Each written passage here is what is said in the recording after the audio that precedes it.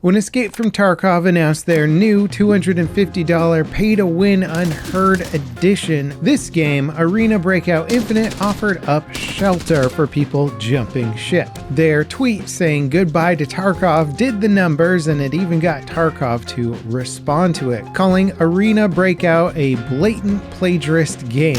Ironic considering Tarkov's own inspirations, but is it possible that their comment is accurate nonetheless? Arena Breakout very much seems to be the accessible version of Tarkov, while also being so close to what Tarkov already is that it has a hard time really standing out. Then again, it is free to play as opposed to, $250 for a fighting chance, so let's talk about it. So if you haven't heard, Arena Breakout Infinite is the new extraction shooter on the block. Well, the newer one technically, since Grayzone came out right before it. It's a PC port of a mobile game, and despite that, it doesn't feel like your typical cash grab. The visuals are for sure up there with modern PC games. The combat, though a bit floaty, still feels tailored for PC, and overall the design and depth of the game is on par with other extraction FPS games like Tarkov and Grayzone Warfare. And aside from the typical mobile-centric daily login mission rewards, there isn't really much here screaming mobile game. That said, what we have access to currently is just the beta, so it's hard to say what's to come further down the line. For today, let's talk about the actual experience. Being an extraction FPS where the goal is to infiltrate a map, secure some loot, kill some NPCs with other players, complete missions, and extract alive, Arena very much leans hard on the games that came before it, like Tarkov. I was watching Stoto, Westy, and Tomographic stream the game yesterday morning, and Tomo said it best when he remarked that he felt that he was bringing 600 hours of experience to a game that he's never played before. That said, when I jumped into it myself, I did still feel challenged. I've never been huge into extraction shooters, so a lot of the mechanics and systems are still somewhat fresh to me, even though I've dabbled in most of them over the years. If you play extraction shooters a lot, you'll know exactly what to do in most of the situations just by muscle memory, but if you're more green to the genre, the game does do a good job of walking you through systems via item descriptions and quick action hotkeys and stuff like that. To heal a broken leg, for instance, you'll need a surgical kit, and then to apply first aid and a med kit to recover the leg's HP, but you can also delay the negative effects of a broken leg with painkillers to preserve your vision and movement before fixing it up later. An Arena's starting tutorial explains the necessary gear for these situations, and then in-game the prompts tell you what's wrong and how to fix it, which is a nice change of pace of just, you better know what to do. Sure, it might feel a little hand-holdy to the veterans out there, but I personally appreciated it, and I believe you can also just turn it off in the options if you don't need the prompts anymore. There's also some good challenge in the actual combat itself. If you run into other players, you're almost guaranteed going to get injured, since body armor can tank a lot of damage, giving most players ample time to react and return fire. This goes for the AI NPCs that roam the map as well, and despite them constantly yelling at you and giving away their position, they can hold their own in a gunfight. I actually thought I was fighting against a team of players in this situation. They kept pushing me and then retreating when I shot back, which is how a lot of inexperienced players would probably behave. It was only after I had barely survived the encounter and began looting their bodies that I realized I was actually fighting bots that had forced me to use most of my medical gear and burn through a ton of my ammo as well. Arena does general combat well, and aside from the somewhat tedious medical system, which just isn't my cup of tea, not being a huge extraction fan, my only major critique on the actual gameplay itself is that locating gunfire based on audio cues did feel a bit tricky. Enemy and friendly gunfire tended to blend together, and directional sounds like bullet impacts and flyby whistles don't have the same precision as I'm used to from other games. However, the quality of the footsteps and the way that the ear pro works in the game was actually quite solid. So at the very least, if your enemy does something like reload or step around a corner, you'll be able to hear them do it with relative accuracy.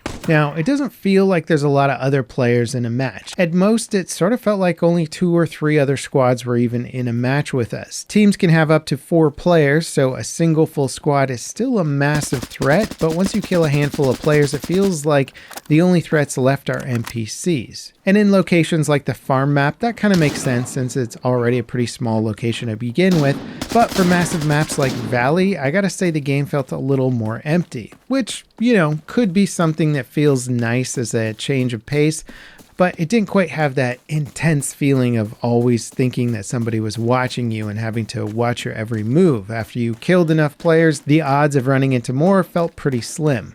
Now, despite the game's honestly impressive visuals, there were a few rough areas here and there. I hope the devs put a bit more work into some of the third-person movement animations. Players tend to instantly change direction with a pretty exaggerated lean when jumping around and sprinting. It looks pretty goofy, and it was one of the few things that really pulled me out from the otherwise very realistic-looking experience. Otherwise, the movement is still milsim methodical without requiring an entire keyboard's worth of hotkeys to walk in a straight line while crouching. The big thing to keep in mind is your character takes their time to perform stance changes, so going prone really feels like a commitment in case you have to make the decision to start sprinting away from the action. It's going to take you a little longer than you might expect. Now, as confident as the gameplay is, it didn't really wow me, as I've played plenty of other games like it before. It wasn't really offering anything new here. That's not necessarily a fault against it, it just means the gameplay itself didn't stand out as necessarily the main draw. But where Arena Breakout Infinite seems to differ itself really is the accessibility of the game. Aside from it being totally free, which the other extraction shooters are not, it's also much easier just to get into, learn the mechanics, and explore more of the gear right away, rather than having to grind through hours and hours and hours of progression just to experience more elements of the game. If you want to customize a gun or buy a new one, you can access pre-configured loadouts for seemingly every gun in the game that lets you instantly buy all of the components you need and automatically assemble them for you. So if you want that badass M4, you just hop into the gunsmith, select the loadout, and buy the parts, which put themselves together into a finished rifle that's ready to take out. However, prices will be cheaper if you buy the individual parts from the vendors, and I think some of that might be locked behind progression as well. But as far as the beta is concerned, you start off with 400,000 coins, which is enough to buy pretty much whatever you want. Completing missions and selling off loot will net you at least 10,000 a run in my experience, so cash is almost never an object blocking you from something fun. That said, there are of course still vendor items locked behind weird mission requirements like handing over a roll of duct tape and some lighters to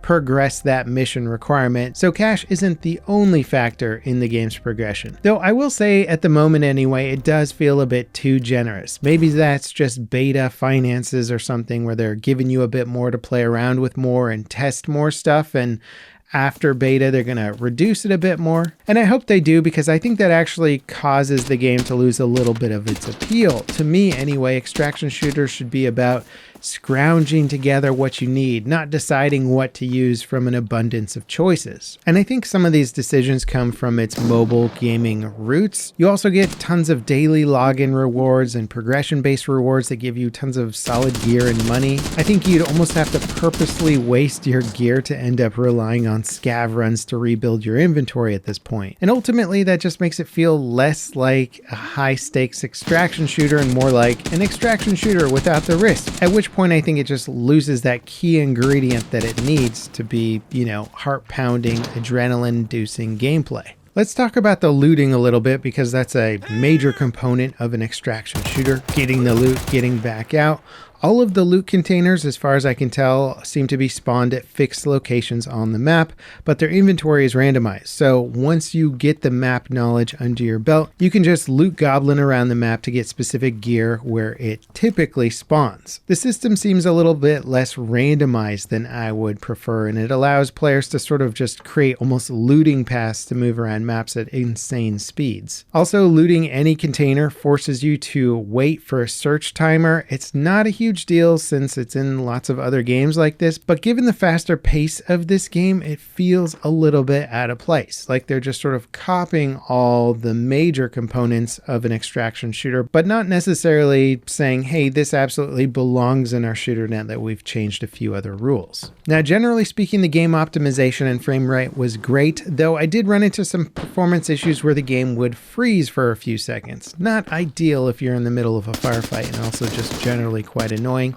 This happened multiple times a match and even during combat. A player I was grouped up with had his game freeze and it made him slide down a cliff, breaking his legs. He literally dropped all of his gear and then quit the game instead of trying to suffer his way back to the extract with no surgical kit to fix his broken legs. The server I was in also didn't place me in one that seemed like it was in North America. My ping was well over 100 milliseconds quite often, and obviously that's not ideal. And I will give the devs a pass, the game is in beta, they're not pretending that it's not in beta, so all things considered, the performance overall was pretty good. They just got a few things that they got to work out. Now, ultimately, if you're at all familiar with Tarkov or another extraction FPS, Arena Breakout Infinite will feel like the free-to-play version of that. And what I mean is it'll feel almost as good as all the other games it's trying to be like, but maybe not quite as good as them. And maybe that is enough to compete with the other established titles, especially considering the price points of Tarkov and stuff like that. The gameplay in Arena does offer a decent amount of depth with realistic weapon customization, good graphics, advanced medical systems, Tetris level inventory management, and methodical movement,